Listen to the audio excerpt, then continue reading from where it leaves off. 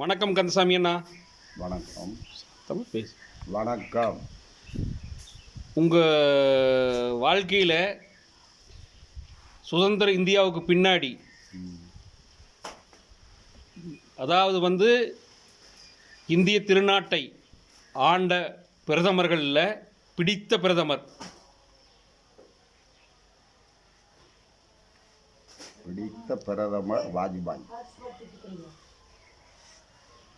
பிரதமர் வாஜ்பாய். ரைட்.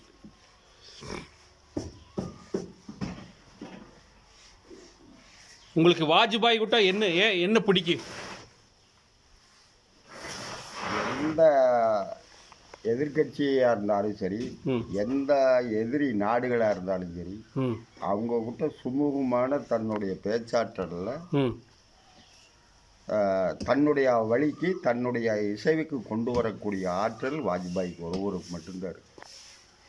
எந்த ஒரு எதிராளியுமே ஒரு பகையாளியாக நினைக்காம நட்புறவோட கொண்டு வர்றதில் மிகச்சிறந்த பேச்சாளர்.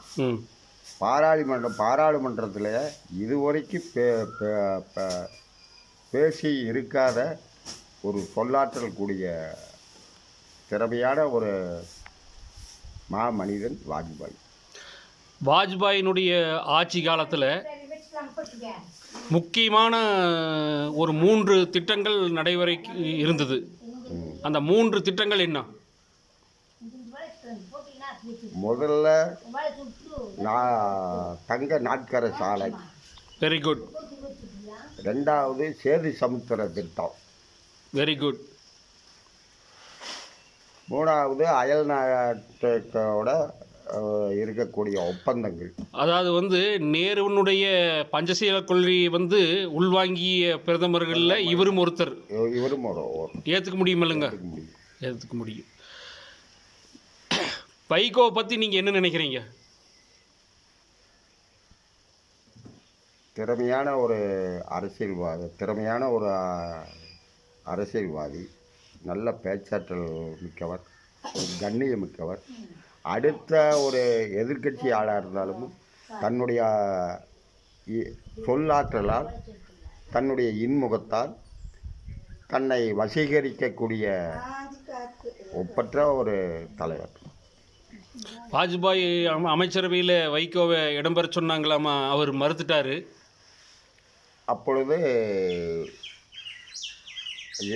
மந்திரி பதவி கொடுக்க சொன்னவரே சபாநாயகர், கம்யூனிஸ்ட் கட்சிக்காரரு.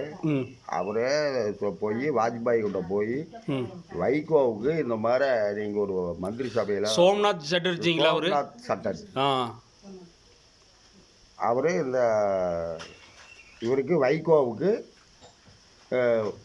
மந்திரி பதவி கொடுத்து இந்த அரசாங்கத்தை இன்னும் நல்லா மேன்மையான அடைய செய்யுங்கன்னு சொன்ன கம்யூனிஸ்ட் தலைவர்களில் சோம்நாத் சட்டர்ஜி முக்கியமானவர். நன்றி.